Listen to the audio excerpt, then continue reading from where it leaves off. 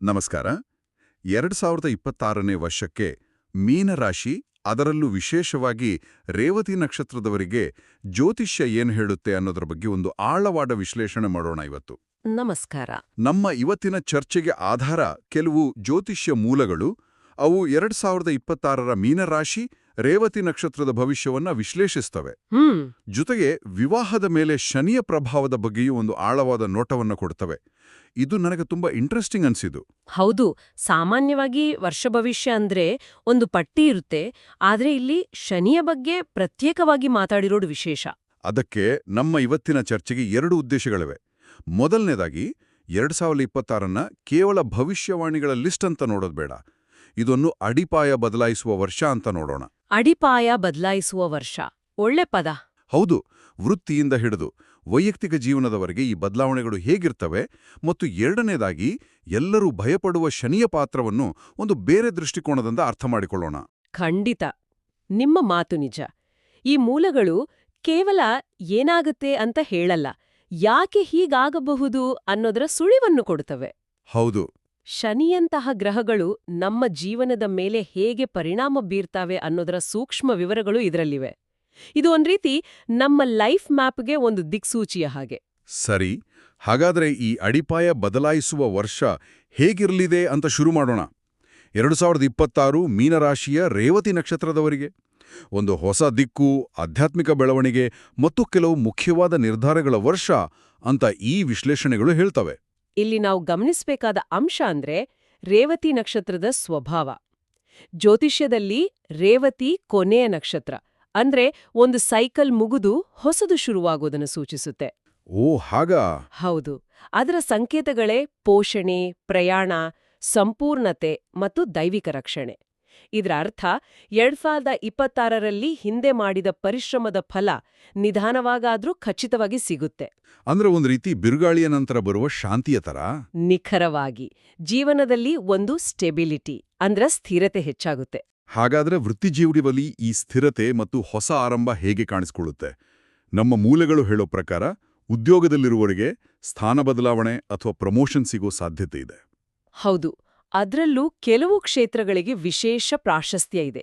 ಸರ್ಕಾರಿ ಕೆಲಸ, ಬ್ಯಾಂಕಿಂಗ್, ಶಿಕ್ಷಣ ಮತ್ತೆ ಆರೋಗ್ಯ ಕ್ಷೇತ್ರಗಳಲ್ಲಿರೋರಿಗೆ ಇದು ತುಂಬಾನೇ ಶುಭ ಫಲ ನೀಡುವ ಸಮಯ.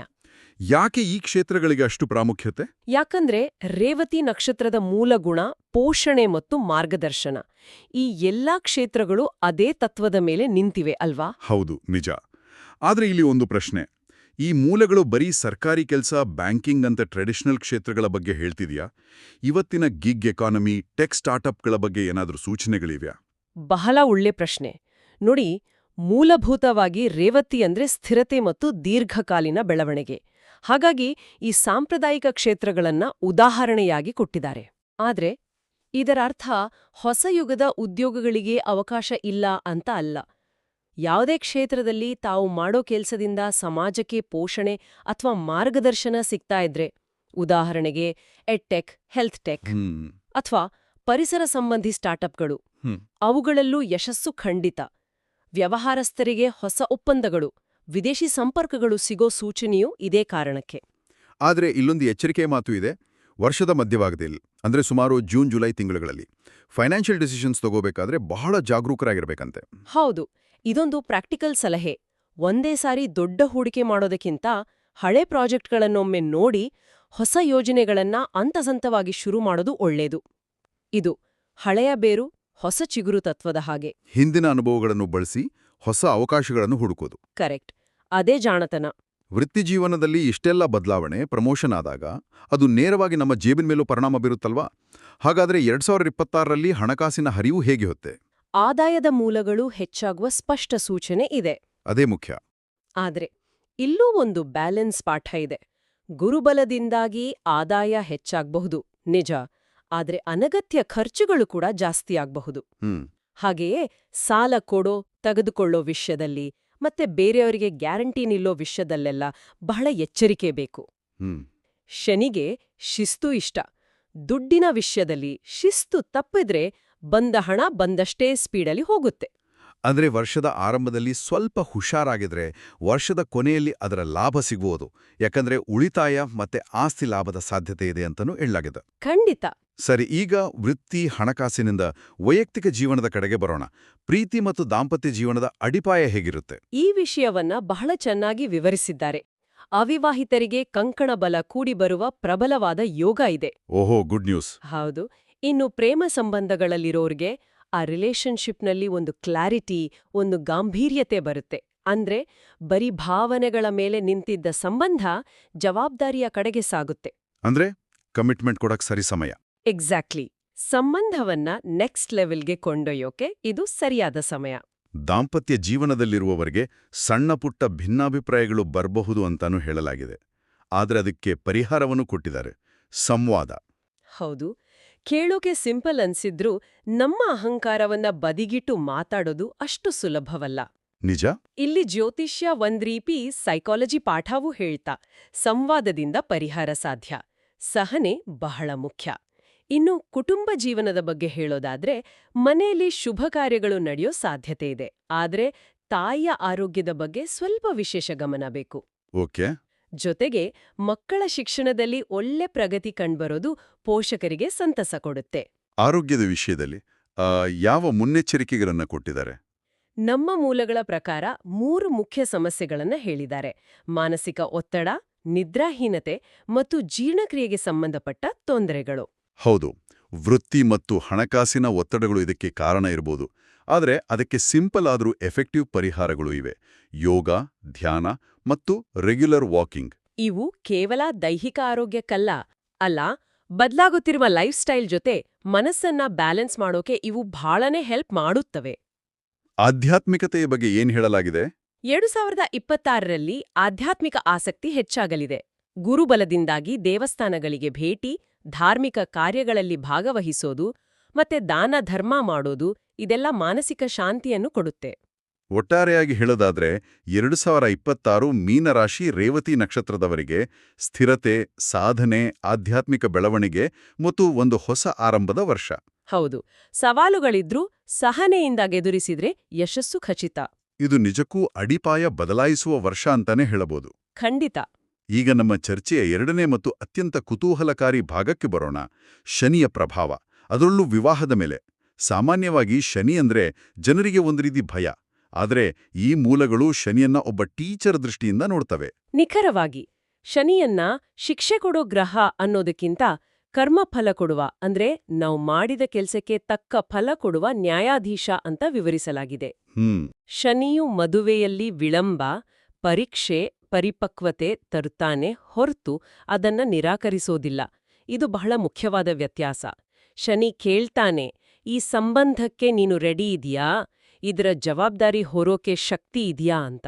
ಹಾಗಾದ್ರೆ ಶನಿ ದಶೆಯ ಸಮಯದಲ್ಲಿ ವಿವಾಹದ ಬಗ್ಗೆ ಏನು ಹೇಳಲಾಗಿದೆ? ವಿಳಂಬ ಆಗೋದು ಕಾಮನ್ ಅಂತ ಹೇಳಿದ್ದಾರೆ. ಆದ್ರೆ ಯಾಕೆ? ನೋಡಿ, ಶನಿ ದಶೆ ಅನ್ನೋದು ನಮ್ಮ ಜೀವನದ ಒಂದು ದೀರ್ಘಾವಧಿಯ ಪಾಠ.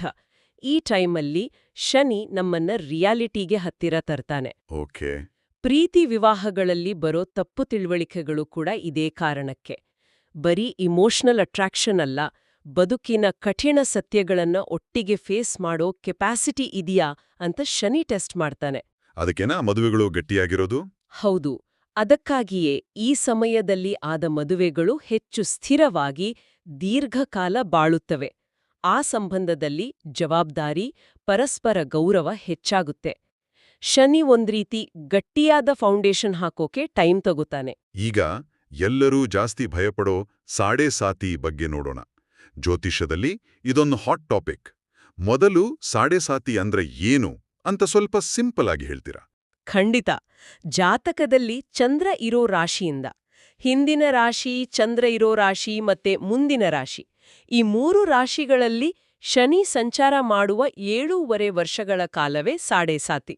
ಓ, 7.5 ವರ್ಷ? ಹೌದು. ಚಂದ್ರ ನಮ್ಮ ಮನಸ್ಸಿನ ಕಾರಕ, ಶನಿ ಕರ್ಮದ ಕಾರಕ. ಸೊ ಮನಸ್ಸಿನ ಮೇಲೆ ಕರ್ಮದ ಪ್ರಭಾವ ಹೆಚ್ಚಾಗಿರೋ ಸಮಯವಿದು. ಈ ಟೈಮ್ನಲ್ಲಿ ಮದುವೆ ವಿಷಯದಲ್ಲಿ ಅಡೆತಡೆಗಳು, ಮಾತುಕತೆ ಮುರಿಯೋದು ಹಿಂಗೆ ಹೇಳ್ತಾರಲ್ಲ, ಆದ್ರೆ ಇದನ್ನೆಲ್ಲ ಕಾಕತಾಳೀಯ ಅನುಭವದಲ್ವೇ? ಅಂದ್ರೆ ಜೀವನದ ಯಾವುದೇ 7.5 ವರ್ಷ ತಗೊಂಡ್ರೂ ಕಷ್ಟಗಳಿರ್ತಾವಲ್ಲ? ಅತ್ಯುತ್ತಮ ಪ್ರಶ್ನೆ. ವ್ಯತ್ಯಾಸ ಇರೋದು ಸವಾಲುಗಳ ಸ್ವರೂಪದಲ್ಲಿ. ಹೇಗೆ? ಸಾಡೇಸಾತಿ ಸಮಯದಲ್ಲಿ ಬರೋ ಚಾಲೆಂಜ್ಗಳು ಹೆಚ್ಚಾಗಿ ನಮ್ಮ ಒಳಗಿನ ವೀಕ್ನೆಸ್ಗಳನ್ನ ನಾವ್ಯಾವ ಪಾಠ ಕಲಿಯೋಕೆ ಇಷ್ಟಪಡಲ್ವೋ ಅದನ್ನೇ ಟಾರ್ಗೆಟ್ ಮಾಡುತ್ತವೆ. ಓ ಹಾಗೆ. ಹೌದು, ವಿವಾಹದ ವಿಷಯದಲ್ಲಿ ಇದು ನಮ್ಮ ಕಮಿಟ್ಮೆಂಟ್, ನಮ್ಮ ಸಹನೆ, ನಮ್ಮ ಪ್ರಭುತ್ವತೆಯನ್ನ ಪರೀಕ್ಷಿಸುತ್ತೆ. ಮಾತುಕತೆ ಮುರಿದು ಬಿದ್ರೆ ಅದು ಯಾಕೆ ಹೀಗಾಯ್ತು, ನನ್ನಲ್ಲಿ ಏನಾದ್ರೂ ಬದಲಾವಣೆ ಬೇಕಾ ಅಂತ ಆತ್ಮಾವಲೋಕನ ಮಾಡ್ಕೊಳ್ಳೋಕೆ ಒಂದು ಅವಕಾಶ ಕೊಡುತ್ತೆ. ಇದು ಬರೀ ಹೊರಗಿನ ಘಟನೆ ಅಲ್ಲ, ಒಳಗಿನ ಪರಿವರ್ತನೆಯ ಸಮಯ. ಹಾಗಾದ್ರೆ ಮದುವೆಗೆ ಒಳ್ಳೆ ಸಮಯ ಯಾವುದು? ಸಾಡೇಸಾತಿಯ ಮಧ್ಯದಲ್ಲಿ ಮದುವೆ ಆದರೆ ಶುರುವಿನಲ್ಲಿ ಕಷ್ಟ ಜಾಸ್ತಿ ಅಂತಾನೂ ಹೇಳಲಾಗಿದೆ.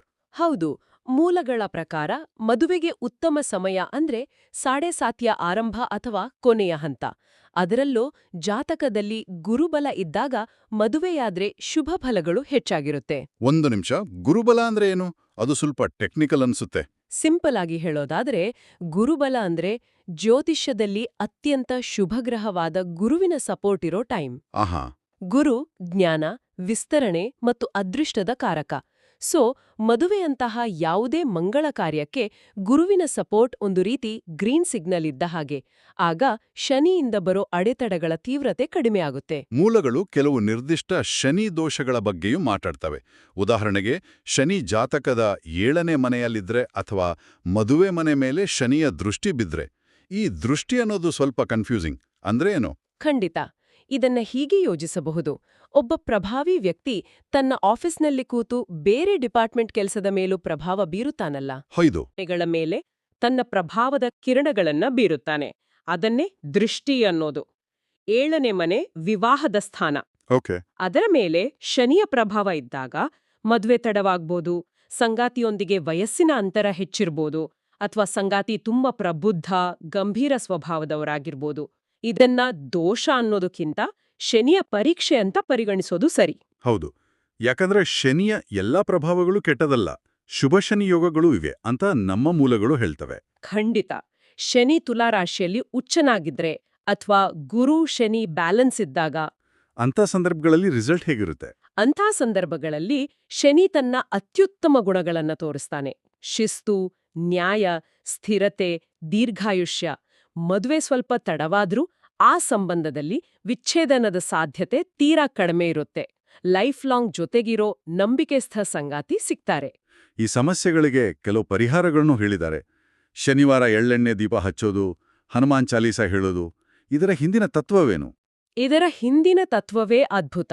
ನೋಡಿ, ಶನಿ ಅಂದ್ರೆ ಕಾರ್ಮಿಕ ವರ್ಗ, ಶ್ರಮ ಮತ್ತು ಶಿಸ್ತು.